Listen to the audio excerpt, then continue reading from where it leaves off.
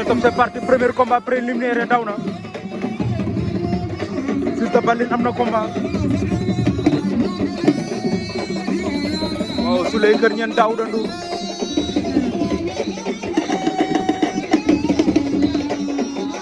Fils de Balla war na ko ndombo Fils de Balla premier combat Fils de Balla moo ngi koy béy daan na ko Fils de Balla daan na ko sang mooy indépendance waaw sang da ko dóor na xale ko kott ko wéeru ko mais indépendance résisté indépendance bu Ndiobène Tallene kott na ko waaw waaw daan na ko waaw waaw lan moo xew daa mel ni sang mu ngoy moo daan waaw sang mu ngoy wala arbitre lu muy wax day concerté ak ay gisam waaw sang bu ngoy daan na indépendance bu Ndiobène Tallene waaw loolu arbitre wax effectivement Roxon Farabougou Italie top 5 waaw Roxon Farabougou Ibou Ngom Italie waaw waaw arbitre ba nee na Italie daan na ko de ndeysaan aca sël bu ndaw Doudou Sané si Basor Ousmane Ndour Kébé Sa Thiès sël bu ndaw Doudou Sané moo yee nga gën a yomb sël bu ndaw daan na Doudou Sané si Basor aca Ousmane Ndour bu Kébé Ndourène ak Sa Thiès Thiaroye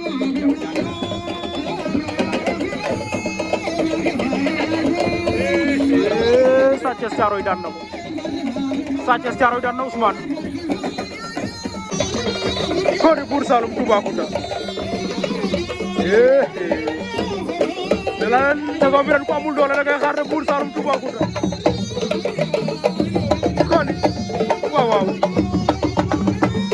ndeysaan jëla ma loolu Bour Saloum Toubacouta waaw waaw waaw waaw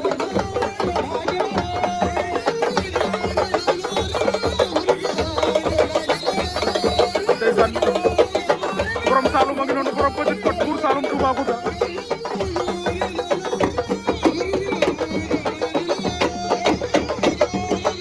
Ngoné Djily Sarr Papa Ngane Soso waaw waaw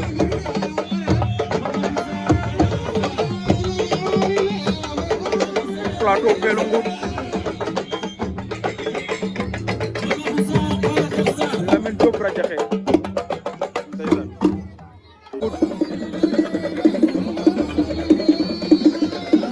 Monument Ndianda plateau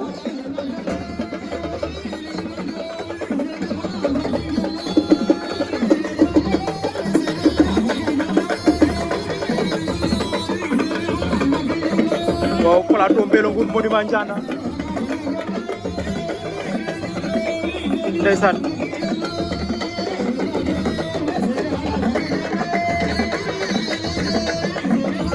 waaw plateau moo ñëwoon ginnaaw monument moom lañ jàkkaarlool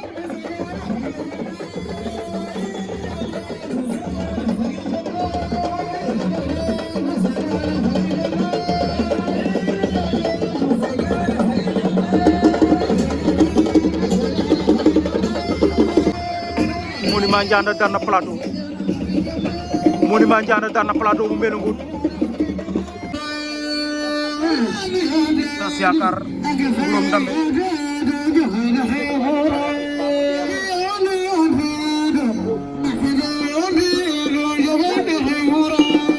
borom Ndambe da ngay jël troisième avertissement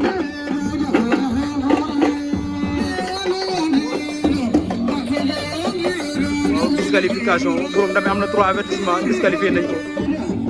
tas yaakaar jàll na ci kaw borom Ndambe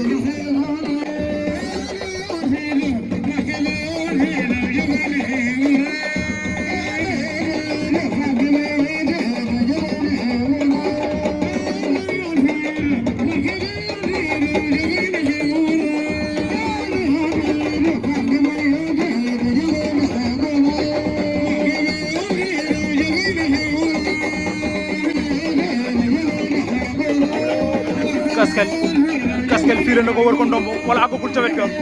Gouye Gui Gaskel buddi na ko door ko ci suuf waaw Gaskel Jammeh daan na Gouye Gui Amadou Gaskel Jammeh daan na Gouye Gui Ndiaye Gagny ndeysaan Amadou Gaskel Jammeh daan na Gouye Gui Ndiaye Gagny Étoile de Mer Toubacouta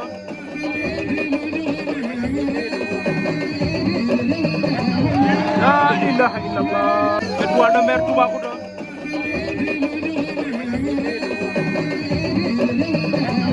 la ilaha illallah Étoile de Mer Toubacouta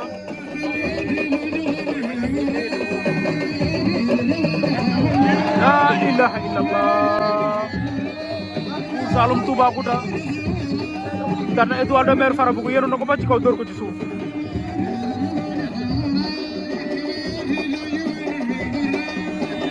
Aliou Bâtiment bu ci dugg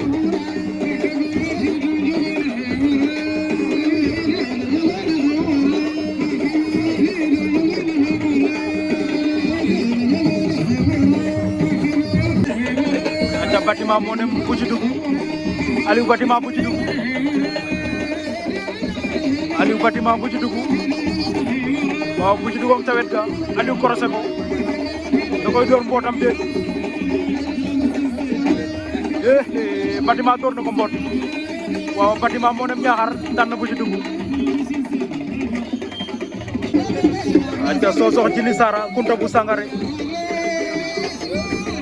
ndeysaan ñoo nga ca koom action bu tax ñuy wax action amagul waaw li waato bàyyi wante Papo Ngane Sosokh Kunta bu Sangare waaw mbaa du ko long aca Birame Mbissine Sène bam ne bi ban am na combat ci beneen angle ba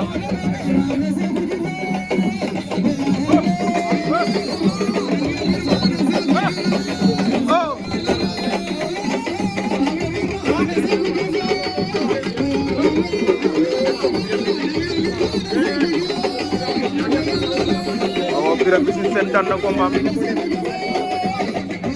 Birame Mbissine Sène daan na combat waaw Papo Ngane Sosokh Kunta bu Sangare Lamine Diop Radiakhé Maka Koulibantang waaw Lamine Diop remplacé na ko daan na ko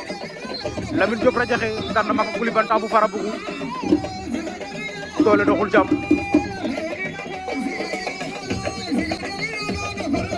waaw Lamine Diop Radiakhé ndeysaan nee na dafa am doole dafa liggéey ndeysaan monsieur Malick Diouf le futur maire de la commune de Khelcom Birame Malick Diouf ndeysaan borom cagalaar a ngi noonu Koni Malick ndeysaan c'est un frère c'est un ami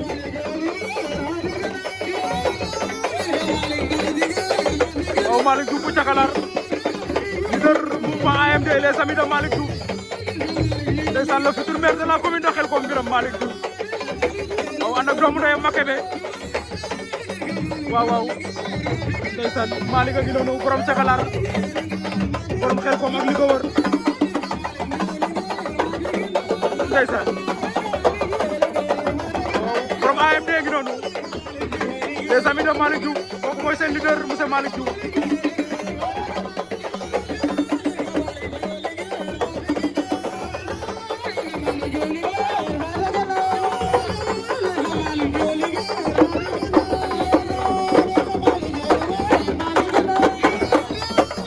waaw ndeysaan Malick Diouf borom cagalaar ak li ko wër naa ko futur maire de la commune de Khelcom Birame Malick Diouf cagalaar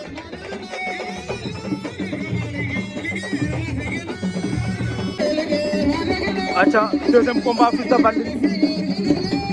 de Bandine Souleye Kër Ñeen Fils de Bandine Souleye bu Kër Ñeen ndeysaan Fils de Bandine Souleye bu Kër Ñeen waaw wala nga ne Zilo bu Kër Ñeen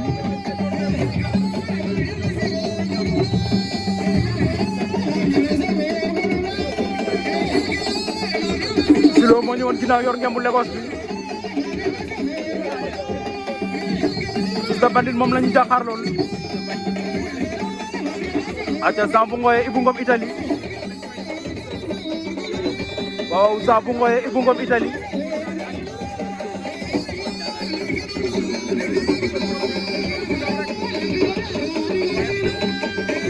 waaw Zan mooy yor ngemb lu xonq li Ibou Ngom Italie moom lañu jàkkaarlool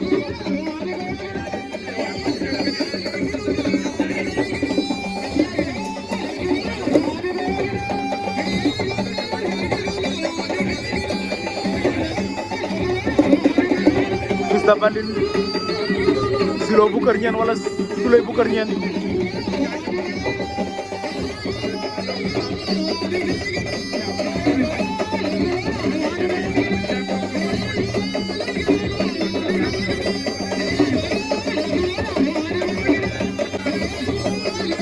sang daw na jël ko Ibou Ngom Italie daan na ko Ibou Ngom Italie daan na Zambu Ngoye waaw waaw ndeysaan Italie daan na Zambu Ngoye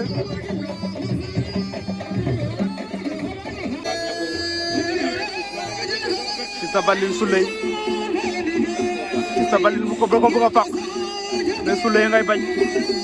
Fils de Bandit maytul ma xale bi léegi daanaan la de moom Zilo bu Kër Ñeen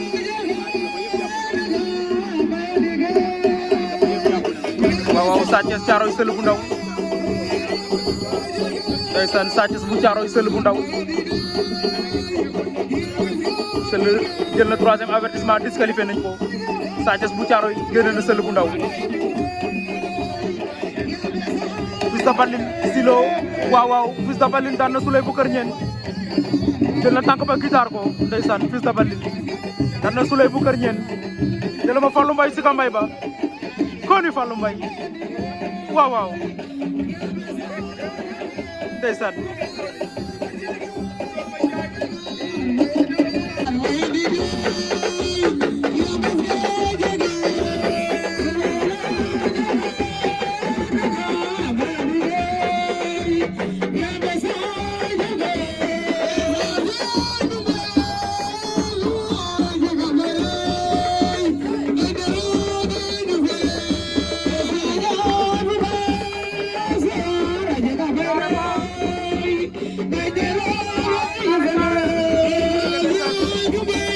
sama gaay bi noonu amateur yu mag yaa ngi noonu de ndeysaan ñoo ngi noonu waaw waaw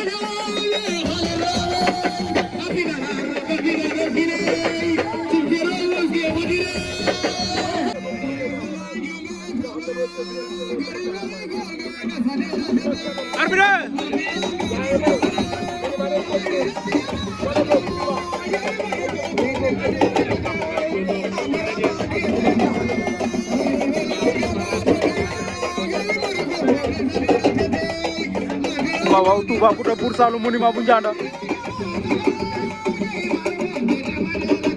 Gaskel Jammeh Petit Ndiayeen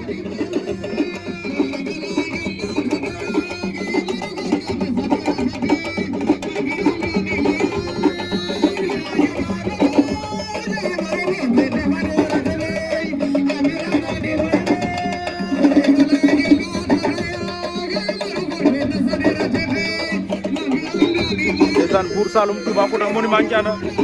ñoo ngi na cag di déglu wonte Toubacouta day soog a tijji saison bi mooy deuxième combat ci saison bi ndeysaan bëggul def benn erreur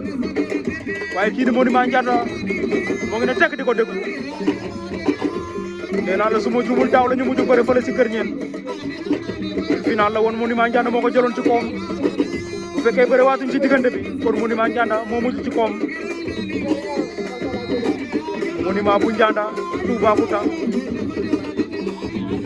arbitre waaw waaw he Toubacouta monument Ndianda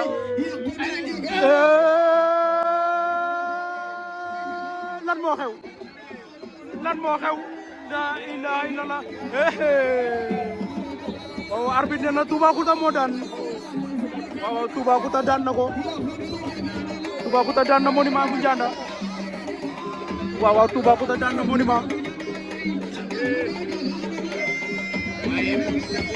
laay monument Ndianda d'accordul waaw tas yaakaar Aliou Batima tas yaakaar Aliou Batima moo nem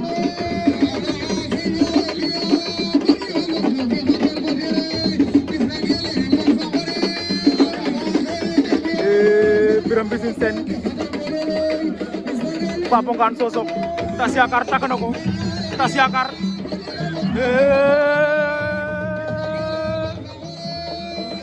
lu arbitre wax arbitre nee na tas yaakaar moo daan Batima gaa yi d'accord ñu de gaa yi d'accord ñu ndeysaan nee na ñoo bokk aar bi ñu doon ay jàmbaar ndeysaan di ko teewe fépp ngir lu neex amateur yi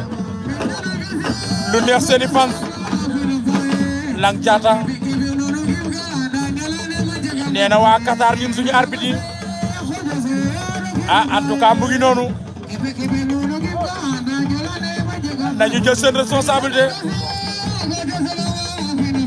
lambu neexul dafa métti ndeysaan te julit Birame Mbissine daan na Papa Ngane waaw waaw puub na ko daan ko Birame Mbissine daan na Papa Ngane puub na ko daw ak moom waaw waaw daan na ko de Papa Ngane Birame Mbissine Pape domina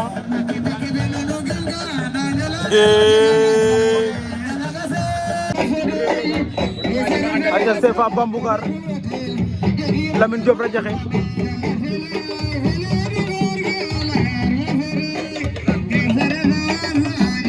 Sefa Bambougar Radiakhé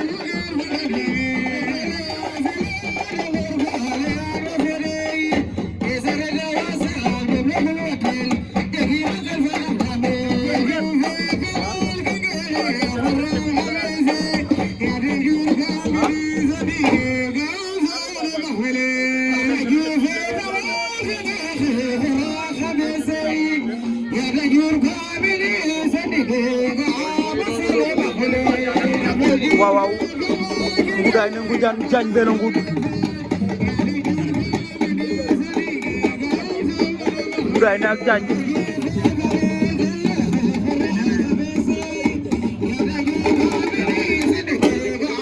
ngudaay ne ak jaañ ngudaay ne koy forcer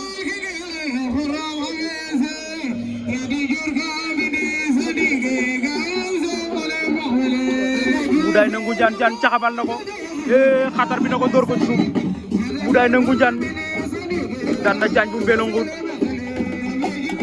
waaw waaw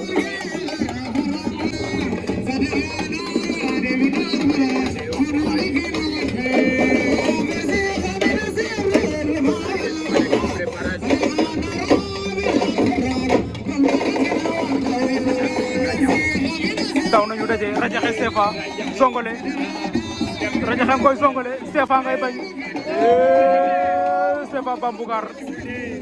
ndeysaan Radiakhé waaw Radiakhé def ko bëgg a forcer songole ba ndax loolu wóor na ndeysaan CFA Bambougar bañ na arbitre allez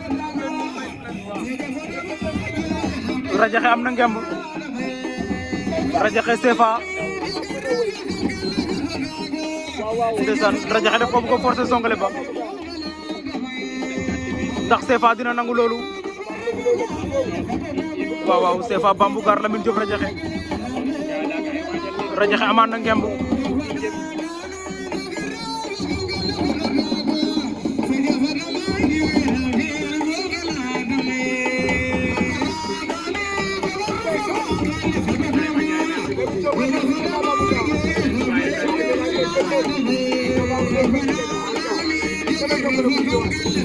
arbitre atte na 5 minutes de combat jeex na aca arbitre ba sifflé waat na Tass Yakar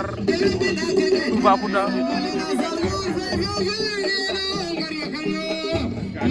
Toubacouta ngi yóotu ngemb Toubacouta am na ngemb bàyyi waat na ko dóor ko naax ngeen di suuraale gars yi seen kaw lañ jëm de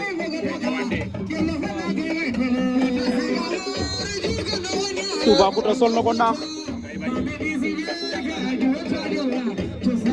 arbitre dafa sifflé arbitre sifflé wul de arbitre sifflé wul arbitre sifflé wul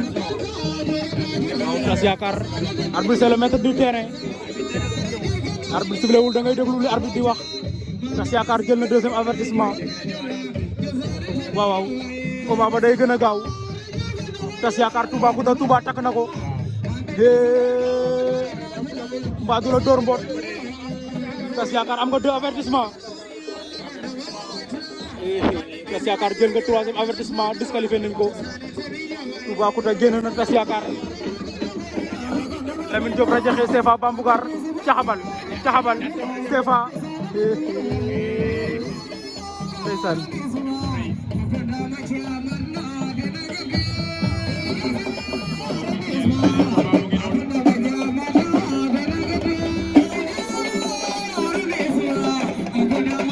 CFA Bambougar Lamine Diop Radiakhé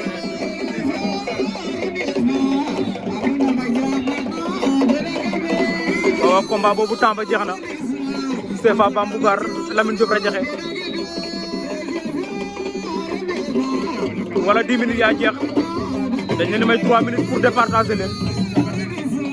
Ibou Ngom Italie Fils de Balla Ibou Ngom Italie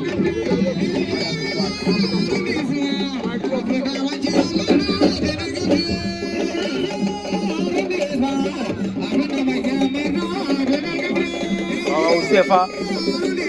Radiakhé arbitre sifflé waat na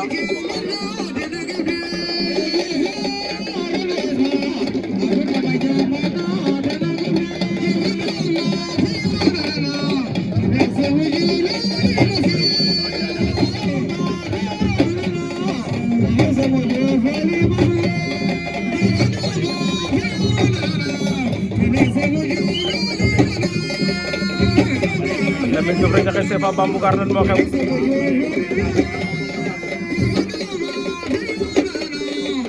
oh CFA nee na baaram ba la lem taw nañ daje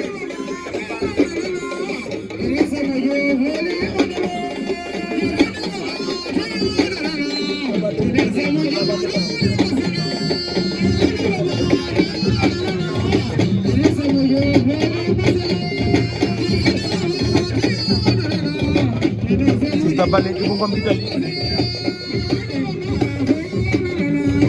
Lamine Diop Radiakhé CFA Bambougar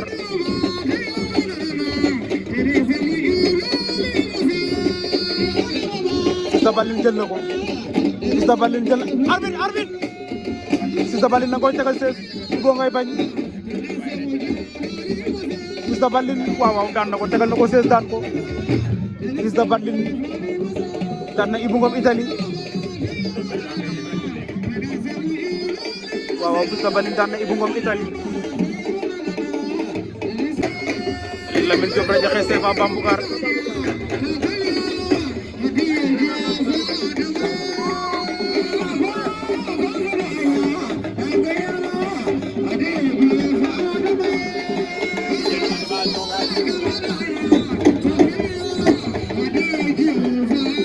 ndeysaan CFA Bambougar Radiakhé seen combat boobu yàgg na métti na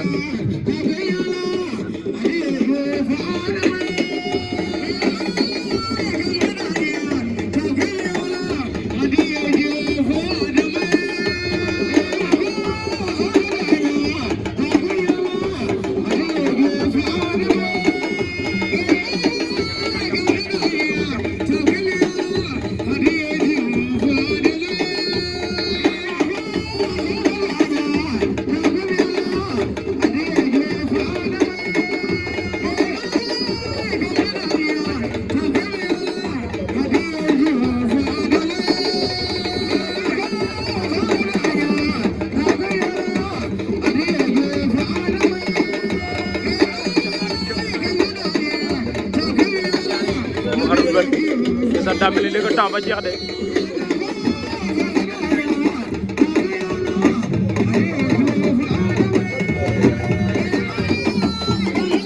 waaw waaw combat boobu temps ba jeex na CFA Bambougar Lamine Diop Radiakhé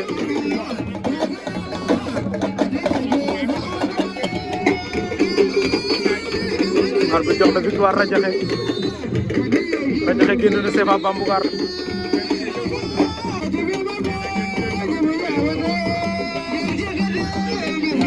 Gaskel Jammeh Sa Thiès Thiaroye Birame Mbissine Sène Albouri bu Tëngéej Albouri jël na tànk Birame Mbissine Sène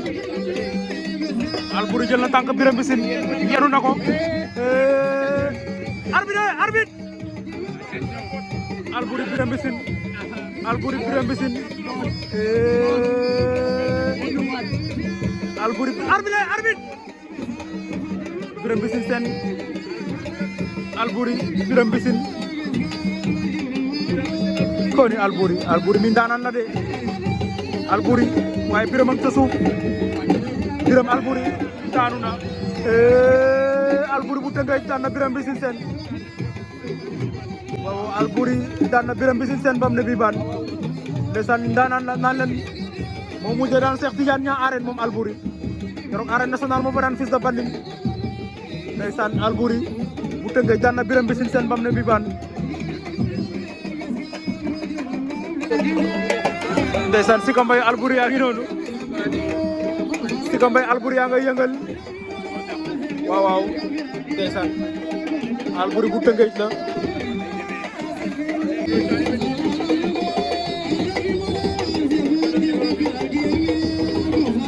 Gaskel jël na tànk Sa Thiès Gaskel jël na tànk Sa Thiès Gaskel Jammeh Sa Thiès Gaskel war na ko ndombo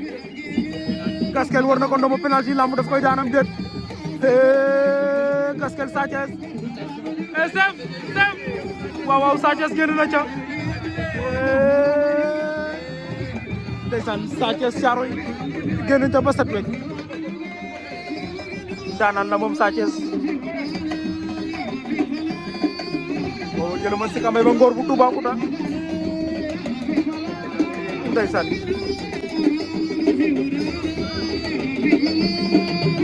Mamadou Gaskel Jammeh nee na la daanaan la champion la c'est un technicien waaw waaw un pur technicien arbitre ngay déplacé wu à côté Gaskel Sa Thiès ñoo ngay bëri lambu ju métti waay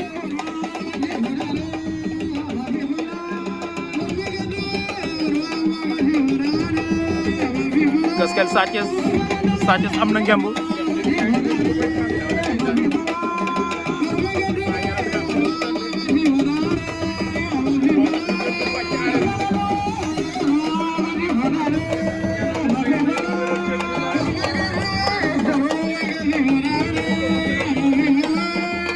Gaskel Sa Thiès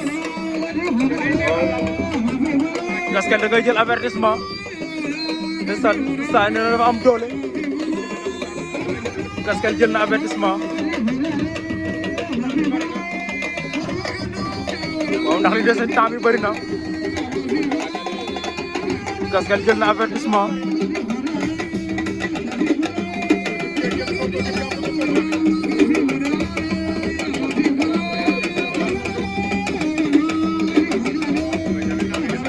Gaskel Jammeh Sa Thiès Thiaroye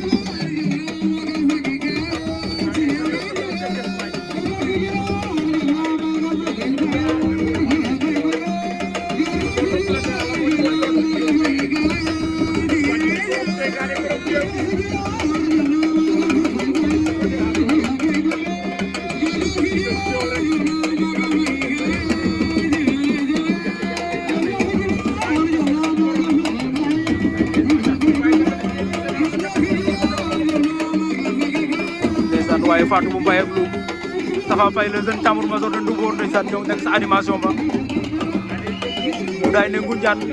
Radiakhé Mboudaay ne Radiakhé Ngoré Ngoré Radiakhé arbitre Radiakhé daan na Mboudaay ne Radiakhé daan na Mboudaay ne Mboudaay ne daf ko bëggoon waaxu arbitre daa sifflé mu daw dajeeg moom Radiakhé tëru ko ci suuf delloo ko ak placage nee na ko daan na ko 3 fois waaye arbitre yi moom ci kanamu nit ñi rek la ñuy taxaw nuñ déplacé wu. à côté lay féete combat boobu temps ba jeex na arbitre ba sifflé na temps ba jeex na waaw waaw Gaskel dafa jël avertissement Gaskel Jammeh génn na Sa Thiès par avertissement. Toubacouta Bour Saloum Albouri bu Tëngéej Toubacouta Bour Saloum waaw waaw Toubacouta jël na tànk ba Toubacouta Albouri diggante Njool ak Ndama la Albouri ngay déclenché mboot waaye du ko mën a yóbbu Albouri Toubacouta Bour Saloum Touba nga ca wet ga Toubacouta nga ca wet ga nan la Albouri mi ndaanaan la de Albouri Toubacouta moytul ma mboot wala lan mooy xew Albouri lonk na ko tànk waaw waaw Touba ndeysaan yóbbul ma ko ca kanam waaw waaw Albouri Toubacouta arbitre à côté ndeysaan Albouri génn na ca de Albouri mi ndaanaan la nee naa leen moom Albouri ndeysaan moo fi daan léegi Birame Mbissine Sène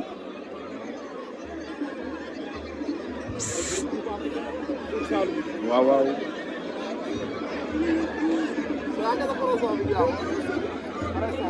oh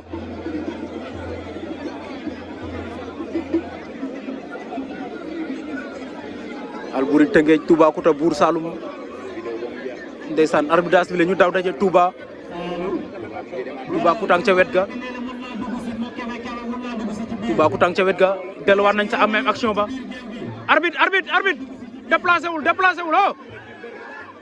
arbitre léeg-léeg ñu leen di dimbale image yi mën a leer recours bu amee ñu mën leen wan image bu set Toubacouta Albouri Touba ca wet ga de ndeysaan Touba Albouri lan mooy xew mboot deuxième pied wala buddi dóor ci suuf mboot deuxième pied wala buddi dóor ci suuf wër na ko ndombo Toubacouta wër na ko ndombo penalty lamb la wër na ko ndombo moo ngi koy béy Albouri Toubacouta Bour Saloum daan na Albouri ndeysaan waaw waaw Toubacouta Bour Saloum daan na Albouri bu Tëngéej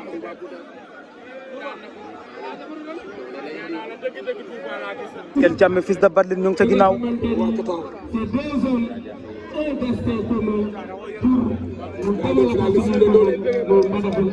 ànd ak ki nga xamante ni mooy Bassirou Ndiaye ki nga xamante ni c'est un jeune engagé Lamine Diop Radiakhé Toubacouta Bour Saloum Mamadou Gaskel Jammeh fils de Badline loolu mooy demi-finale ya. la jeunesse de Kébé gis naa ni ngeen ma jàppee gis naa ni ngeen ma taxawoo. Chef et tamit dinaa leen ko delloo ba ma sëkk parce que tamit suñuy waajur. waaw ñoo ñu dénk. round d'observation ñoo ngi ne tekk di dégluwante Toubacouta Radiakhé hey Lamine Diop Radiakhé jël na tànk Toubacouta Radiakhé jël na tànk ba Radiakhé hey Touba ca wet ga Toubacouta Radiakhé waaw waaw Toubacouta daan na ko Toubacouta daan na Radiakhé Toubacouta daan na Radiakhé de waaw waaw Radiakhé nee na daanuwul Radiakhé nee na daanuwul Gaskel jël na avertissement Toubacouta waaw waaw waaw waaw Radiakhé nee na daanuwul waaye Sika Mbayam Bank waaw waaw Sika Mbayam Bank koy defal mu àndal nee na ko ñëwal baax na Fils de Batling Gaskel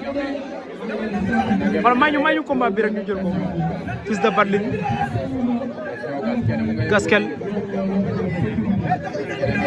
Gaskel takk na Fils de Batling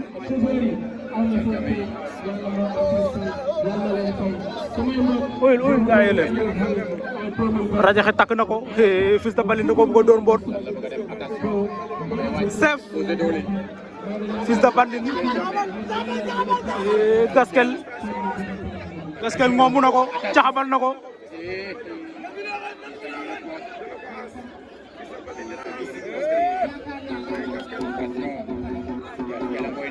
waa gaay yéen waa du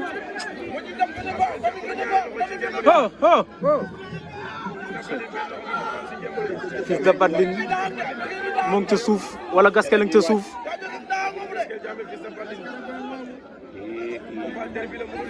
Gaskel am na ñaari loxo ca ngemb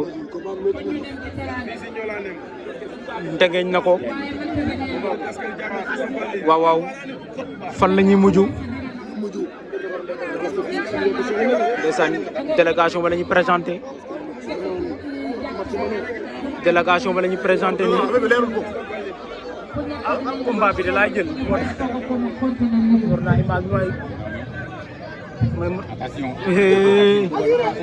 Fils de Batling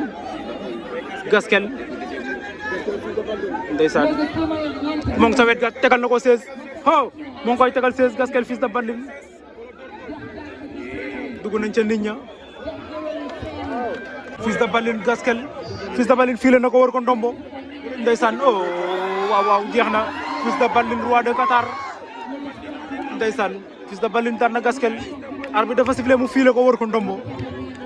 waaw waaw Fils de Batling daan na Gaskel Jammeh deuxième round ba arbitre daa sifflé mayu ko dara mu file ko war ko ndombo ndeysaan daan ko Fils de Batling en finale Fils de Batling Toubacouta finale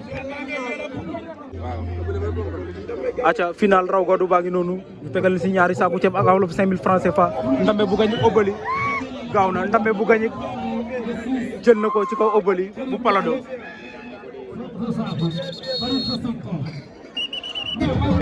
aca arbitre sifflé na final ba gaaw na Fils de Batling final ba nar na gaaw de Fils de Batling Toubacouta ndeysaan vite fait bien fait lañ ko bëgg a def de aca di bëgg di ziar ndeysaan waa Ñolanem ak li ko wër waa commune Mbadakhoune waa région de Kaolack final ba gaaw na Fils de Batling arbitre sifflé na avertissement pour Toubacouta waaw waaw c'est normal aca Fils de Batling Toubacouta daw nañ daje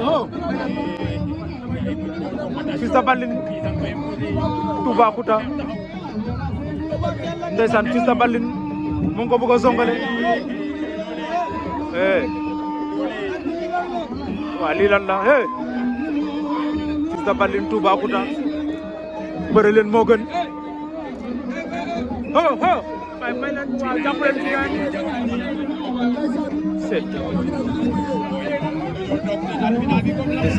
waaw waaw arbitre sifflé waat na Toubacouta jëlaat na avertissement bëre leen fu laak fayda jóge fi file na ko Fils de Batling file na ko Fils de Batling file na ko Fils de Batling dugg nañ ca nit ña jeex na 3 avertissement Toubacouta jël na disqualification Fils de Balla jël na ko ci kaw Toubacouta tegoo leen fi lu leer de ma ne ko tegoo leen fi lu leer de leen fulla ak fayda ci combat yi xaalis dafa jafe nag yi seer bëre fulla ak fayda